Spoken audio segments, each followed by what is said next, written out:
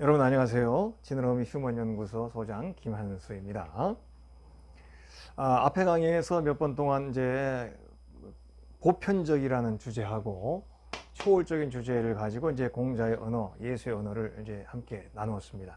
그래서 그 소 주제에 대한 약간의 마무리 이야기를 요번에 간략하게 하고 다음부터는 조금 또 다른 주제로 이제 넘어가서 또 이제 이야기를 전개합니다. 보편적인 거는 공자의 모습이고요. 초월적인 거는 예수에게도 보편적인 모습이 조금 들어가 있습니다. 그러나 예수에게는 그래도 초월적인 모습이 많이 포함이 되죠. 그래서 공자는 가장 그 보편적인 모습, 우리 대표적인 게 온고이지신이라고 그러죠. 온고지신.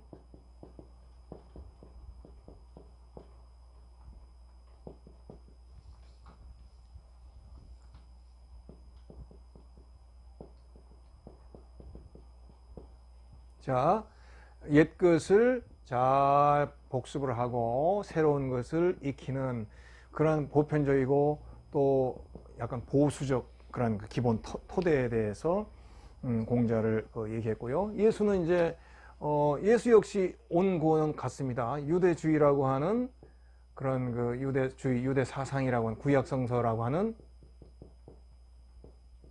이런 그 사상 속에서 같이 이제 성장을 하다가 그러나 또 점프를 한다고 그러죠. 더 새로운 사상, 더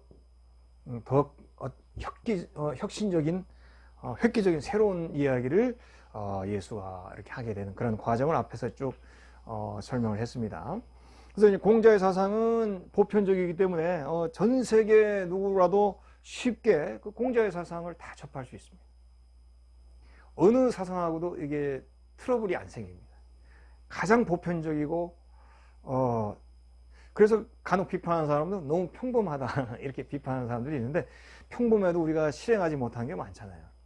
우리가 몰라서 안 하는 경우가 없죠. 알기도 알면서도 실제로 행하지 못하는 공자에게는 그런 귀한 것들이 다 들어가 있는 거죠. 그래서 공자의 사상은 어느 누구에게 다 수용이 다 됩니다. 우리 대한민국에 그 최초의 목사가 나온 게 1907년이에요. 평양에서 신학교가 이렇게 있었는데요. 평양신학교.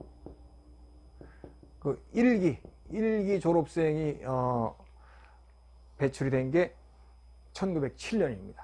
그래서 이제 여기에서 그때 7명인가가 처음으로 이제 근데 평균 나이가 한 사람만 38인가 9인가로 다 40세 이상이에요. 늦깎이로 다 신학교를 졸업을 했죠. 그런데 그 졸업생들 중에 상당수는 다 유학자들입니다. 물론 공부를 안 하던 그런 사람들도 포함이 되어 있지만 대다수 초창기 또 그 이후에도 마찬가지입니다. 신학교 졸업한 사람들이 유학자들이 많아요. 이미 유학으로 그럼 그들이 뭐 유학을 버리고 신학교를 간 결코 아닙니다. 함께 그 육아 사상을 마음에 어려서부터 배운 그 육아 사상을 마음에 품고 거기에 신앙을 덧붙여서 함께 그들의 정체성을 가졌어요. 그래서 그 육아 사상과 신앙을 함께 적용을 해서 또 꼭 목사가 아니라도 육아 사상과 신앙을 접해서 이 신앙이 함께 그래서 독립운동을 하신 분들도 많습니다. 제가 제일 좋아하는 임청각의 석주 이상용 선생, 그 안동댐 옆에 그런 분들 신앙과 이 육아 철학의 사상을 모두 함께 가지고 나라의 독립을 위해서 실천하고 일했던 분들 굉장히 많습니다. 그리고 이제 3.1운동이나 독립운동에도 우리 기독교인들이 또 육아 사상을 함께 품고 있는 분들이 이 나라를 위해서 일하고 독립운동을 하고 또 국내에서 해외에서 수고하는 이들이 굉장히 많이 있습니다. 또 해방 이후에도 마찬가지예요. 우리가 뭐 이제는 여러분들 잘 모르고 저희 어렸을 때는 항상 늘 김교신, 유영모, 함석헌 뭐 아니면 또 유동식 교수 같은 분도 이제 들어갑니다. 이런 분들이 다 육아 사상의 기본을 갖고 유학적인 걸 다 이제 그걸 아주 높은 수준을 갖고 있으면서 기독교 사상을 수용을 해서 그들의 신앙 안에는 신앙도 있고, 그리고 유가사상의 그 보편적 지혜와 진리가 그렇게 한데 품어져 있어요. 그래서 신앙이 더 이렇게 수준 높아진 거죠. 그래서 그런 모습이 우리 한국 역사의 일부입니다. 한국 그 교회사의 일부이기도 하고. 근데 이제 어쨌든 이제 공자는 일반적이고 보편적이고 예수는 좀 초월적 성향이 강하지만, 어쨌든 우리 한국 역사에도 보면은 이렇게 교회를 이끄는 사람들이 유가 사상을 공부한 사람들이 많이 있고, 지금도 이렇게 또 저같이 공부하는 사람도 있다는 것을 우리가 이제 알아야 됩니다. 근데 이제 어쨌든 예수의 메시지 안에는 보편적인 것도 있지만 역시 이제 초월적인 게 강하고 좀 강하죠. 그리고 이제 공자는 일상의 삶에서 우리가 꼭 필요한 인간값을 하는데 꼭 필요한 말, 그리고 예수의 말은 또 우리 인간에게 꼭 필요한 말도 있으면서 또 상당수가 또 초월적이고 그런 점프하게 되는 그런 강력한 메시지가 또 있습니다. 또 예를 들면 그림 보세요. 예수의 어록 중에 이제 가장 핵심되는 어록 몇 가지만 골라보면, 마음이 가난한 자가 복이 있다. 이런 거는 뭐 진짜 쉽게 생각하기 어려운. 너희들은 이렇게 쭉 전통을 들어왔을 거야. 그러나 나는 너희에게 말한다. 이렇게 강력하게 새로운 메시지로 점프하는. 나는 너에게 말하노니 오리를 가고자 하는 자와 십리를 가라. 이거 뭐 공자의 이직보원 같은 거하고는 거리가 너무나 멀죠. 오리를 가고자 하면 십리까지 가져라. 겉옷을 달라는 이에게 속옷까지 주어라. 또 형제를 비방하거나 흉보는 것만으로도 너는 지옥에 갈 수 있다. 살인죄만 죄가 아니야. 강도나 폭행만 죄가 아니야. 비방하고 또 욕을 하고 수근거리고 나쁜 별명 같은 거 지어서 불러도 그것도 지옥 갈 수 있다는 걸 잊지 마라. 극단의 그 모습을 딱 보여주는 거예요. 그러니까 나는 살인 안 했어, 나는 죄인 아니야, 이렇게 있던 사람들에게 이런 말씀을 딱 던지면 내가 부족하고 나도 허물이 있다는 것을 깨닫게 되죠. 그러면서도 수고하고 무거운 짐진 자들아 내게로 오라. 내가 그대들을 편히 쉬게 하리. 이런 그 초월적인, 그런데 정말 뭐 자기가 누군데 이런 생각이 들기도 하지만, 그러나 왠지 이런 말을 이렇게 읽으면 마음이 편안해지고 어떤 위로나 안식을 느끼게 됩니다. 그래서 이런 어떤 예수의 어록에서 새로운 차원의 그 신앙적인 그런 초월적인 모습이 많이 있는데, 사실은 이제 제가 강의 중에도 이게 불교의 숫단이 빠따라고 있습니다. 가장 오래된 그 붓다의 어록입니다. 붓다의 어록이. 그런데 여기에도 이렇게 읽어보면 확실히 그 공자 얘기나 뭐 이런 거하고 좀 다른 차원이 있습니다. 혁신적인 전혀 그 뉘앙스가 우리에게 강력한 힘으로 다가오는 그런 구절들이 있어요. 역시 이제 신앙이라고 하는 거는 그 안에 이제 보편과 초월이 함께 들어있다. 이제 그렇게 우리가 생각할 수 있겠습니다. 공자는 이제 보편적이라는 거에 대표적인 게, 공자는 끊임없이 배우잖아요. 제가 이 강좌에서도 여러 번 강조해요. 공자의 가장 큰 장점은 끊임없이 배우는 겁니다. 뭐 자질이라든지 능력이라든지 뭐 이런 것도 우수하시겠지만 죽을 때까지 배움의 자세를 가졌다는 거.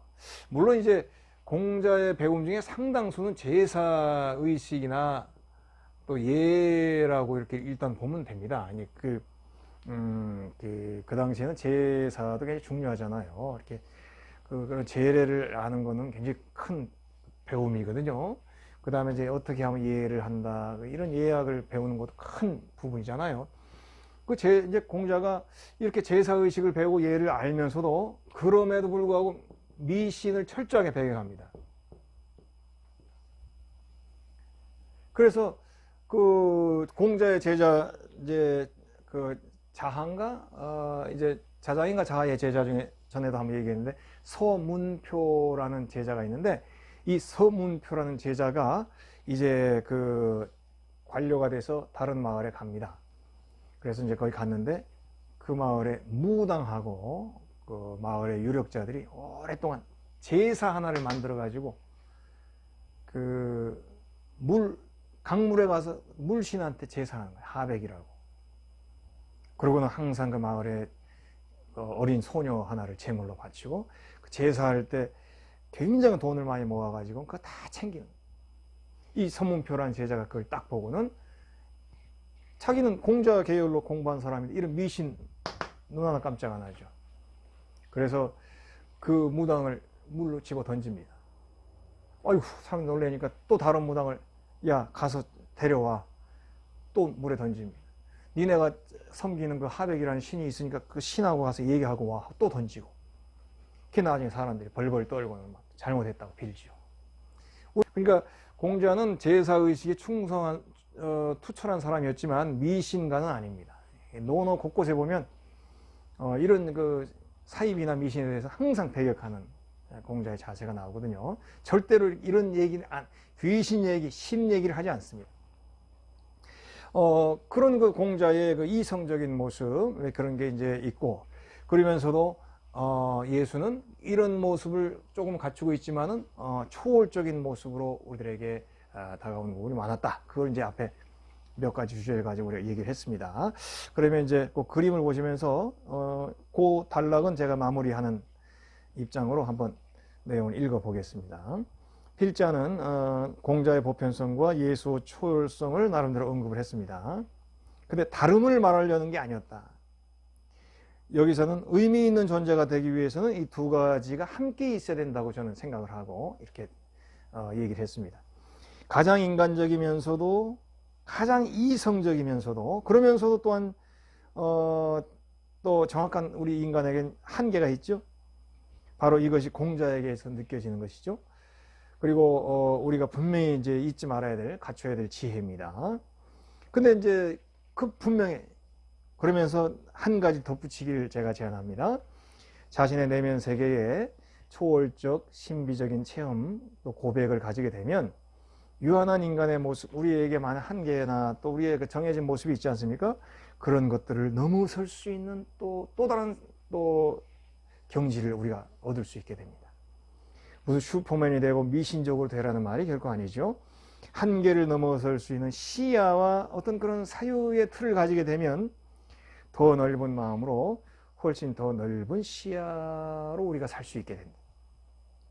그래서 제가 제일 좋아하는 문구가 밑에 있는 것들입니다. 가장 인간적이면서도 동시에 가장 초월적인 존재, 가장 논리적이면서도 또 가장 또 신앙적인 존재, 꼭 신앙이 아니더라도 현실과 논리라고 하는 당위의 세계에서 가끔 점프할 수 있는 이런 데서 창의력 같은 게 나오죠.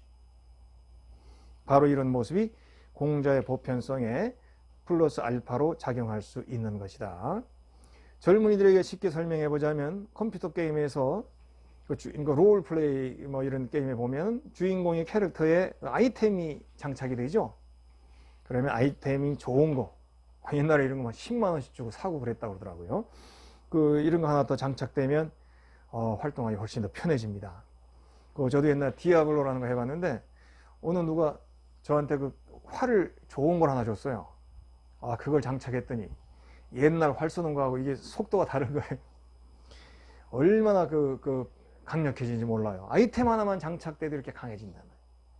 삶이라는 이런 우리도 이런 그 공자의 보편성 이런 보편성 같은 바탕 속에서 초월적인 마음 또 점프할 수 있는 마음 이런 것들을 플러스 알파로 갖게 되면 훨씬 더 우리가 강해지고 폭이 넓어집니다. 정신세계도 그렇습니다. 보편성은 모두가 당연히 갖춰야 할 필수 기초입니다. 여기에 자기만의 그 어떤 초월성 또 점프 그런 것들이 장착될 때 그의 존재, 그의 삶, 그리고 그의 의미가 더 풍요로워진다는 것을 이제 강조하고 싶습니다. 예, 오늘 얘기는 여기서 마치겠습니다.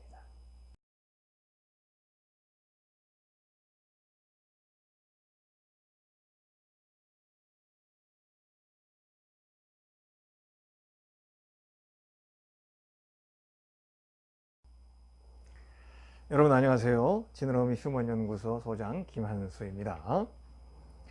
앞에 강의에서 몇 번 동안 이제 보편적이라는 주제하고 초월적인 주제를 가지고 이제 공자의 언어, 예수의 언어를 이제 함께 나누었습니다.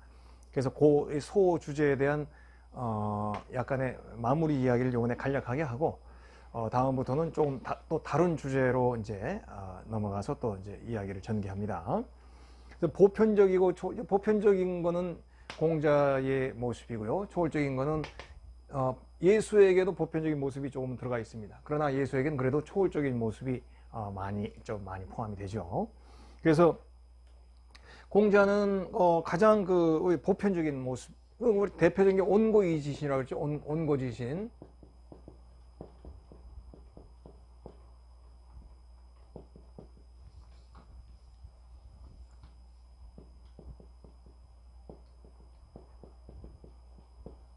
자, 옛 것을 잘 복습을 하고 새로운 것을 익히는 그런 보편적이고 또 약간 보수적 그런 기본 토대에 대해서 공자를 얘기했고요. 예수는 이제 예수 역시 온고는 같습니다. 유대주의라고 하는 그런 그 유대주의, 유대 사상이라고 하는 구약성서라고 하는 이런 그 사상 속에서 같이 이제 성장을 하다가 그러나 또 점프를 한다고 그러죠. 더 새로운 사상, 더 혁신적인, 획기적인 새로운 이야기를 예수가 이렇게 하게 되는 그런 과정을 앞에서 쭉 설명을 했습니다. 그래서 이제 공자의 사상은 보편적이기 때문에 전 세계 누구라도 쉽게 그 공자의 사상을 다 접할 수 있습니다. 어느 사상하고도 이게 트러블이 안 생깁니다. 가장 보편적이고 그래서 간혹 비판하는 사람들은 너무 평범하다 이렇게 비판하는 사람들이 있는데 평범해도 우리가 실행하지 못한 게 많잖아요. 우리가 몰라서 안 하는 경우가 그렇게 없죠. 알기도 알면서도 실제로 행하지 못하는 공자에게는 그런 귀한 것들이 다 들어가 있는 거죠. 그래서 공자의 사상은 어느 누구에게 다 수용이 다 됩니다. 우리 대한민국에 그 최초의 목사가 나온 게 1907년이에요. 평양에서 신학교가 이렇게 있었는데요. 평양신학교. 그 일기 졸업생이 배출이 된 게 1907년입니다. 그래서 이제 여기에서 그때 7명인가가 처음으로 이제 근데 평균 나이가 한 사람만 38인가 9인가로 다 40세 이상이에요. 늦깎이로 다 신학교를 졸업을 했죠. 그런데 그 졸업생들 중에 상당수는 다 유학자들입니다. 물론 공부를 안 하던 그런 사람들도 포함이 되어 있지만 대다수 초창기 또 그 이후에도 마찬가지입니다. 신학교 졸업한 사람들이 유학자들이 많아요. 이미 유학으로 그럼 그들이 뭐 유학을 버리고 신학교를 간 결코 아닙니다. 함께 그 육아 사상을 마음에 어려서부터 배운 그 육아 사상을 마음에 품고 거기에 신앙을 덧붙여서 함께 그들의 정체성을 가졌어요.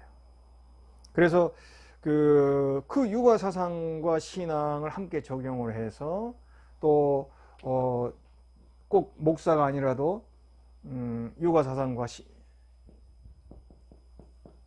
신앙을 접해서 이 신앙이 함께 그래서 독립운동을 하신 분들도 많습니다. 제가 제일 좋아하는 임청각의 석주 이상용 선생, 그 안동댐 옆에 그런 분들 신앙과 이 육아 철학의 사상을 모두 함께 가지고 나라의 독립을 위해서 실천하고 일했던 분들 굉장히 많습니다. 그리고 이제 3.1운동이나 독립운동에도 우리 기독교인들이 또 육아 사상을 함께 품고 있는 분들이 이 나라를 위해서 일하고 독립운동을 하고 또 국내에서 해외에서 수고하는 이들이 굉장히 많이 있습니다. 또 해방 이후에도 마찬가지예요. 우리가 뭐 이제는 여러분들 잘 모르고 저희 어렸을 때는 항상 늘 김교신, 유영모, 함석헌 뭐 아니면 또 유동식 교수 같은 분도 이제 들어갑니다. 이런 분들이 다 육아 사상의 기본을 갖고 유학적인 걸 다 이제 그걸 아주 높은 수준을 갖고 있으면서 기독교 사상을 수용을 해서 그들의 신앙 안에는 신앙도 있고 그리고 육아 사상의 그 보편적 지혜와 진리가 그렇게 함께 품어져 있어요. 그래서 신앙이 더 이렇게 수준 높아진 거죠. 그래서 이 그런 모습이 우리 한국 역사의 일부입니다. 한국 그 교회사의 일부이기도 하고.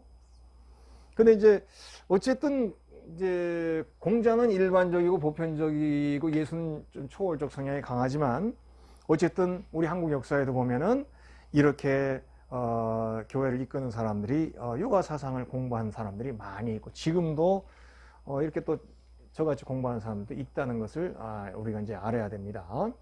근데 이제 어쨌든 예수의 메시지 안에는 보편적인 것도 있지만 역시 이제 초월적인 게 강하고 좀 강하죠. 그리고 이제 공자는 일상의 삶에서 우리가 꼭 필요한 인간값을 하는데 꼭 필요한 말, 그리고 예수의 말은 또 우리 인간에게 꼭 필요한 말도 있으면서 또 상당수가 또 초월적이고 그런 점프하게 되는 그런 강력한 메시지가 또 있습니다. 또 예를 들면 그 그림 보세요. 예수의 어록 중에 이제 가장 핵심되는 어록 몇 가지만 골라보면 마음이 가난한 자가 복이 있다. 이런 거는 뭐 진짜 쉽게 생각하기 어려운. 너희들은 이렇게 쭉 전통을 들어왔을 거야. 그러나 나는 너희에게 말한다. 이렇게 강력하게 새로운 메시지로 점프하는. 나는 너에게 말하노니 오리를 가고자 하는 자와 십리를 가라. 이거 뭐 공자의 그 이직보원 같은 거하고는 거리가 너무나 멀죠. 오리를 가고자 하면 십리까지 가져라. 겉옷을 달라는 얘기에 속옷까지 주어라. 또 형제를 비방하거나 흉보는 것만으로도 너는 지옥에 갈 수 있다. 살인죄만 죄가 아니야. 강도나 폭행만 죄가 아니야. 비방하고 또 욕을 하고 수근거리고 나쁜 별명 같은 거 지어서 불러도 그것도 지옥 갈 수 있다는 걸 잊지 마라. 극단의 그 모습을 딱 보여주는 거예요. 그러니까 나는 살인 안 했어, 나는 죄인 아니야, 이렇게 있던 사람들에게 이런 말씀을 딱 던지면 내가 부족하고 나도 허물이 있다는 것을 깨닫게 되죠. 그러면서도 수고하고 무거운 짐진 자들아 내게로 오라, 내가 그대들을 편히 쉬게 하리. 이런 그 초월적인, 그런데 정말 뭐 자기가 누군데 이런 생각이 들기도 하지만 그러나 왠지 이런 말을 이렇게 읽으면 마음이 편안해지고 어떤 위로나 안식을 느끼게 됩니다. 그래서 이런 어떤 예수의 어록에서 새로운 차원의 그 신앙적인 그런 초월적인 모습이 많이 있는데, 사실은 이제 제가 강의 중에도 이게 불교의 숫단이 빠따라고 있습니다. 가장 오래된 그 붓다의 어록입니다. 붓다의 어록이에요. 그런데 여기에도 이렇게 읽어보면 확실히 그 공자 얘기나 뭐 이런 거하고 좀 다른 차원이 있습니다. 혁신적인 전혀 그 뉘앙스가 우리에게 강력한 힘으로 다가오는 그런 구절들이 있어요. 역시 이제 신앙이라고 하는 거는 그 안에 이제 보편과 초월이 함께 들어있다. 이제 그렇게 우리가 생각을 할 수 있겠습니다. 공자는 이제 보편적이라는 거에 대표적인 게 공자는 끊임없이 배우잖아요. 제가 이 강좌에서도 여러 번 강조해요. 공자의 가장 큰 장점은 끊임없이 배우는 겁니다. 뭐 자질이라든지 능력이라든지 뭐 이런 것도 우수하시겠지만 죽을 때까지 배움의 자세를 가졌다는 거. 물론 이제 공자의 배움 중에 상당수는 제사의식이나 또 예라고 이렇게 일단 보면 됩니다. 아니 그 당시에는 제사도 굉장히 중요하잖아요. 이렇게 그런 제례를 아는 거는 굉장히 큰 배움이거든요. 그 다음에 이제 어떻게 하면 예를 한다, 이런 예학을 배우는 것도 큰 부분이잖아요. 이제 공자가 이렇게 제사의식을 배우고 예를 알면서도 그럼에도 불구하고 미신을 철저하게 배경합니다. 그래서 그 공자의 제자, 이제 그 자한가, 이제 자장인가 자하의 제자 중에 전에도 한번 얘기했는데 서문표라는 제자가 있는데, 이 서문표라는 제자가 이제 그 관료가 돼서 다른 마을에 갑니다. 그래서 이제 거기 갔는데 그 마을에 무당하고 그 마을의 유력자들이 오랫동안 제사 하나를 만들어 가지고 그 강물에 가서 물신한테 제사하는 거예요. 하백이라고. 그러고는 항상 그 마을에 어린 소녀 하나를 제물로 바치고 그 제사할 때 굉장히 돈을 많이 모아가지고 그거 다 챙기는 거예요. 이 선문표라는 제자가 그걸 딱 보고는 자기는 공자 계열로 공부한 사람인데 이런 미신 눈 하나 깜짝 안 하죠. 그래서 그 무당을 물로 집어 던집니다. 아이고, 사람이 놀라니까 또 다른 무당을 야 가서 데려와. 또 물에 던집니다. 니네가 섬기는 그 하백이라는 신이 있으니까 그 신하고 가서 얘기하고 와. 또 던지고. 그 나중에 사람들이 벌벌 떨고는 막 잘못했다고 빌지요.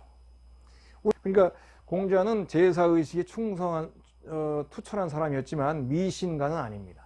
논어 곳곳에 보면 이런 그 사입이나 미신에 대해서 항상 배격하는 공자의 자세가 나오거든요. 절대로 이런 얘기는 귀신 얘기, 신 얘기를 하지 않습니다. 그런 그 공자의 그 이성적인 모습 그런 게 이제 있고, 그러면서도 예수는 이런 모습을 조금 갖추고 있지만은 초월적인 모습으로 우리들에게 다가오는 부분이 많았다. 그걸 이제 앞에 몇 가지 주제를 가지고 우리가 얘기를 했습니다. 그러면 이제 그 그림을 보시면서 그 단락은 제가 마무리하는 입장으로 한번 내용을 읽어 보겠습니다. 필자는 공자의 보편성과 예수 초월성을 나름대로 언급을 했습니다. 근데 다름을 말하려는 게 아니었다. 여기서는 의미 있는 존재가 되기 위해서는 이 두 가지가 함께 있어야 된다고 저는 생각을 하고 이렇게 얘기를 했습니다. 가장 인간적이면서도 가장 이성적이면서도 그러면서도 또한 또 정확한 우리 인간에겐 한계가 있죠.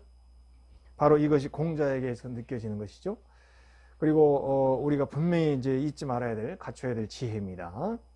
근데 이제 그 분명히 그러면서 한 가지 덧붙이기를 제가 제안합니다. 자신의 내면 세계에 초월적, 신비적인 체험, 또 고백을 가지게 되면 유한한 인간의 모습, 우리에게 많은 한계나 또 우리의 그 정해진 모습이 있지 않습니까? 그런 것들을 넘어설 수 있는 또 다른 또 경지를 우리가 얻을 수 있게 됩니다. 무슨 슈퍼맨이 되고 미신적으로 되라는 말이 결코 아니죠. 한계를 넘어설 수 있는 시야와 어떤 그런 사유의 틀을 가지게 되면 더 넓은 마음으로 훨씬 더 넓은 시야로 우리가 살 수 있게 됩니다. 그래서 제가 제일 좋아하는 문구가 밑에 있는 것들입니다. 가장 인간적이면서도 동시에 가장 초월적인 존재, 가장 논리적이면서도 또 가장 또 신앙적인 존재, 꼭 신앙이 아니더라도 현실과 논리라고 하는 당위의 세계에서 가끔 점프할 수 있는 이런 데서 창의력 같은 게 나오죠. 바로 이런 모습이 공자의 보편성에 플러스 알파로 작용할 수 있는 것이다. 젊은이들에게 쉽게 설명해 보자면 컴퓨터 게임에서 롤 플레이 뭐 이런 게임에 보면 주인공의 캐릭터에 아이템이 장착이 되죠. 그러면 아이템이 좋은 거, 옛날에 이런 거 막 10만 원씩 주고 사고 그랬다고 그러더라고요. 이런 거 하나 더 장착되면 활동하기 훨씬 더 편해집니다. 저도 옛날 디아블로라는 거 해봤는데 어느 누가 저한테 그 활을 좋은 걸 하나 줬어요. 그걸 장착했더니 옛날 활 쏘는 거하고 이게 속도가 다른 거예요. 얼마나 강력해지는지 몰라요. 아이템 하나만 장착돼도 이렇게 강해진단 말이에요. 삶이라는 이런, 우리도 이런 그 공자의 보편성, 이런 보편성 같은 바탕 속에서 초월적인 마음, 또 점프할 수 있는 마음, 이런 것들을 플러스 알파로 갖게 되면 훨씬 더 우리가 강해지고 폭이 넓어집니다. 정신세계도 그렇습니다.